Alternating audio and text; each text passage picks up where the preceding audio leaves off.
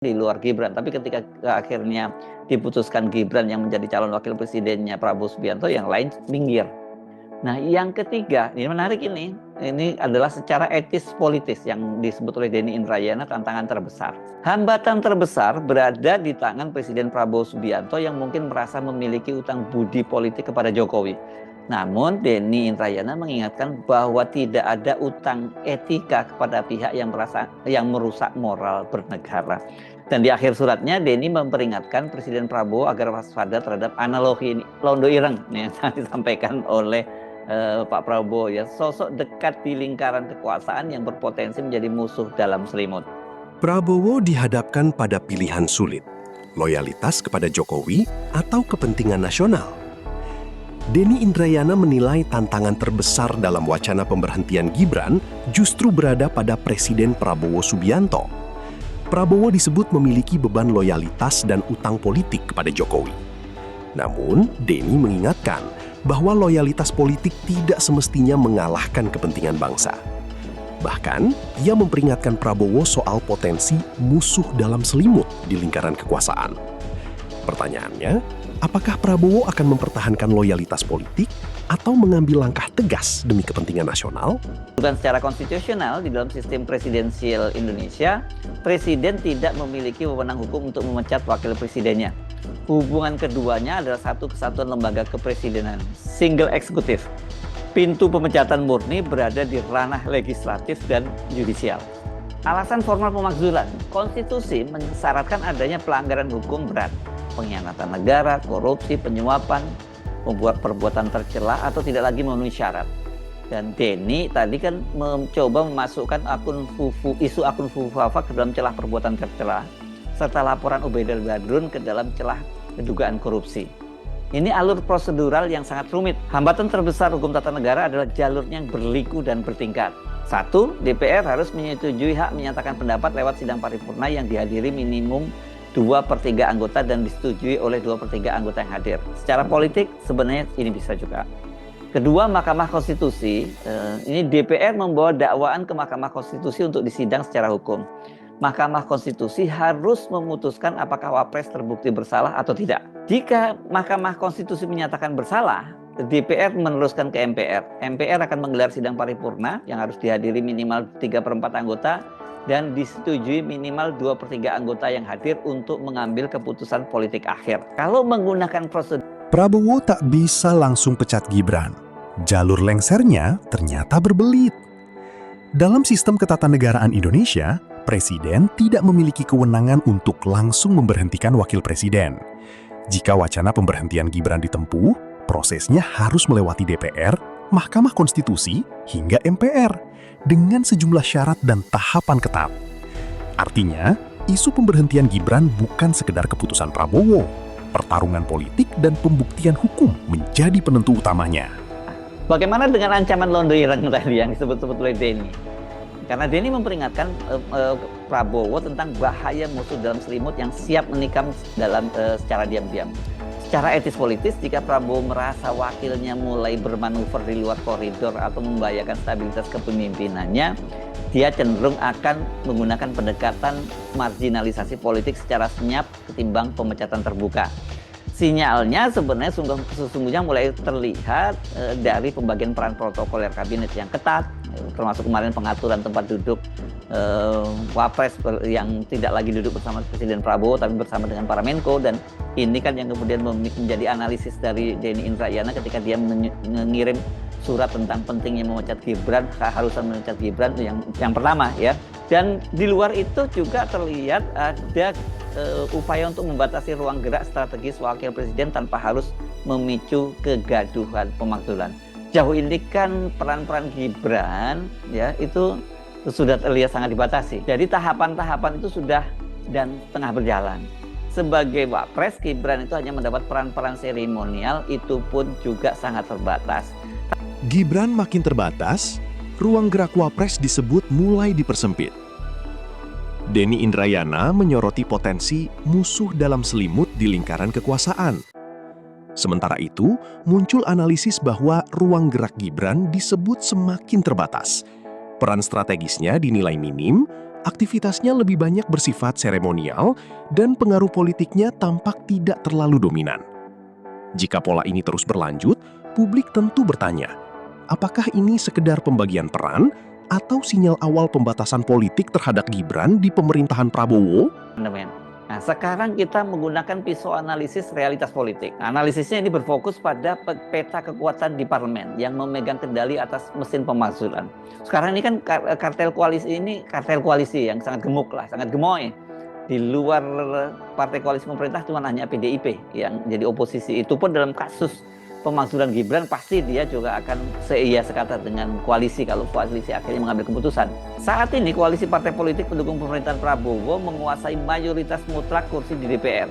Secara matematika politik sangat mustahil meloloskan hak menyatakan pendapat atau usulan pemakzulan ini tanpa adanya restu dari ketua umum partai-partai besar tersebut. Dan sekarang ini kan partai-partai semua berada di dalam koalisi pemerintahan. Jadi saya kira itu nggak akan sulit. Kemudian faktor PDIP, ini kalau Denny menyatakan bahwa PDIP itu akan mendukung ya pemakzulan karena sejarah politik dengan Jokowi.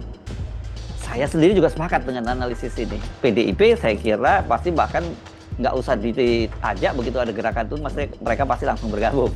Ya. Namun sekalipun PDIP Perjuangan mendukung penuh, suara mereka di parlemen tidak akan mencapai kurun 2/3 tanpa pembelotan massal dari partai-partai koalisi pemerintah. Jadi PDIP DPR jadi kunci. Gibran bisa dilengserkan atau koalisi Prabowo tetap jadi benteng? Peta kekuatan DPR menjadi kunci dalam wacana impeachment Gibran. Koalisi pendukung pemerintahan Prabowo menguasai mayoritas kursi, sehingga langkah pemberhentian dinilai sulit tanpa perubahan sikap dari partai-partai koalisi. Bahkan jika PDIP mendukung, kekuatannya disebut belum cukup untuk memenuhi ambang batas. Pertanyaannya, apakah koalisi akan tetap menjadi benteng Gibran atau justru berubah ketika kepentingan politik bergeser? Dan ini bisa memicu guncangan ekonomi, ketidakpastian pasar, dan membelah opini publik secara ekstrem. Tapi dalam situasi yang seperti sekarang, sangat mungkin cara pandang semacam itu bisa berubah. Peluang secara realitas politik, ya, ini apalagi kalau kemudian ada krisis besar, apalagi kan kita tahu politik itu bersifat pragmatis, maka peluangnya terbuka.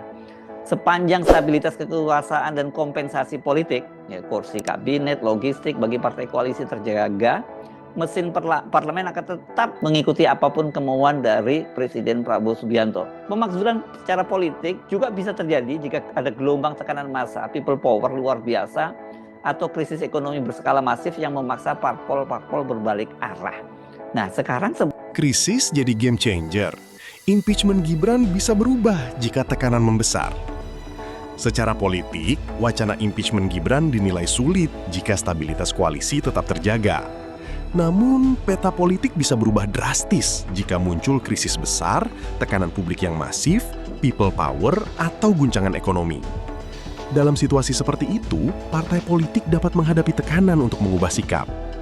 Pertanyaannya, jika tekanan rakyat dan krisis benar-benar membesar, apakah benteng politik Gibran masih akan bertahan? maksudnya duitokrasi dan kecurangan sistematis di mana modal kemenangan bukan lagi integritas moral. Nah, bagaimana pintu masuknya untuk melakukan pemecatan ini? Ya, Denny menyebutkan beberapa persoalan yang dapat dijadikan dasar pemeriksaan legal formal sesuai dengan pasal 7A Undang-Undang Dasar 1945 ya terkait perbuatan tercela atau tindak pidana. Dia menunjuk kasus akun Fufu Papa. Ini kan pembuatan tercela ini ya, dan ini yang jagonya ini Dr. Roy Suryo. Ini adalah indikasi awal terkait jejak digital akun tersebut yang layak diperiksa. Kedua, ini dugaan korupsi. Jadi mendesak KPK menindaklanjuti laporan akademisi Ubaidillah Badrun mengenai Gibran dan Kaisang. Pada waktu itu kan dilaporkan oleh Ubaidillah Badrun dugaan TPPU. Ini berkaitan dengan salah satu korporasi besar dan sayangnya kasus ini sampai sekarang masih dipeti eskan di KPK. Pada waktu itu katanya diterima oleh Dumas atau pengaduan masyarakat ya. Isu lain itu berbagai sangkaan publik yang beredar mengenai keabsahan ijazah sekolah hingga isu narkoba. Isu Gibran makin panas. Sejumlah persoalan disebut bisa jadi pintu investigasi. Denny Indrayana menyinggung sejumlah isu yang menurutnya layak diperiksa lebih lanjut, mulai dari akun Fufu Fafa, dugaan korupsi, hingga polemik ijazah. Sementara isu narkoba juga disebut dalam pembahasan, tetapi hingga kini tidak boleh dianggap sebagai fakta tanpa bukti dan putusan hukum. Jika benar ada dasar hukum yang kuat, pertanyaannya, apakah isu-isu ini bisa berkembang menjadi pintu masuk investigasi terhadap Gibran? Karena Pak Prabowo itu dalam penilaian Denny kelihatannya ada karakternya loyalitas dan ksatria, military honor ya.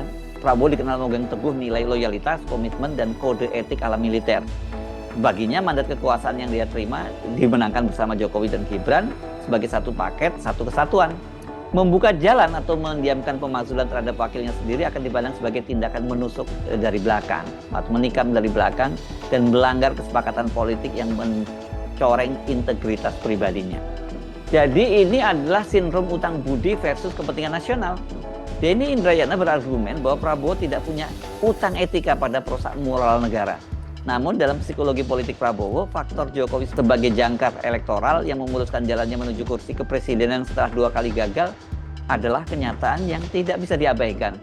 Prabowo kemungkinan besar akan memilih untuk menjaga harmoni politik demi membuktikan bahwa pemerintahnya solid dan fokus bekerja. Prabowo dihadapkan pada pilihan sulit, loyalitas ke Jokowi atau kepentingan nasional. Dalam analisis Denny Indrayana, posisi Prabowo menjadi sorotan karena isu pemberhentian Gibran bersinggungan dengan loyalitas politik kepada Jokowi dan kepentingan pemerintahan. Prabowo disebut memiliki komitmen politik yang membuat langkah terhadap wakil presidennya menjadi sangat sensitif. Namun pertanyaannya tajam. Ketika loyalitas politik berhadapan dengan kepentingan nasional, mana yang akhirnya akan diprioritaskan Prabowo? Profesor Denny Indrayana dia menegaskan alasan dan mekanisme operasional untuk memberhentikan Gibran Rakabuming Raka dari jabatan Wakil Presiden. Surat lengkapnya Anda bisa membaca langsung di channelnya Bung Denny Indrayana, tetapi saya akan membacakan beberapa poin-poin utama dari surat terbuka tersebut. Pertama, alasan mengapa Gibran wajib dipecat sebagai Wakil Presiden. Yakni argumennya cacat etika berat sejak awal. Pencalonan Gibran dinilai bersandar pada putusan Mahkamah Konstitusi nomor 90 yang didorong oleh intervensi Joko Widodo dan Anwar Usman, paman Usman ya, dan Joko Widodo pada waktu itu adalah Presiden Republik Indonesia. Hal ini diperkuat oleh putusan Majelis Kehormatan Mahkamah Konstitusi yang menyatakan adanya pelanggaran etika berat. Kemudian berkaitan dengan kapasitas intelektual dan wibawa. Denny menilai Gibran minim kapasitas intelektual serta wibawa bernegara sehingga membiarkannya tetap menjabat dianggap sebagai malapetaka bagi bangsa. Poin berikutnya adalah alasannya ini manipulasi demokrasi. Pemilu dinilai telah dibajak oleh duitokrasi. Gibran kembali disorot, etika pencalonan hingga tudingan manipulasi demokrasi. Denny Indrayana kembali menyoroti alasan yang menurutnya menjadi dasar untuk mendorong pemberhentian Gibran. Ia mempertanyakan persoalan etika dalam proses pencalonan, kapasitas kenegarawanan, hingga dugaan manipulasi demokrasi. Namun seluruh poin tersebut merupakan argumentasi dan penilaian Denny, bukan fakta hukum yang sudah diputuskan. Kini pertanyaannya, seberapa kuat dasar politik dan hukum dari desakan tersebut? Terima kasih sudah menonton. Jangan lupa like, komen, dan subscribe. Sampai jumpa kembali.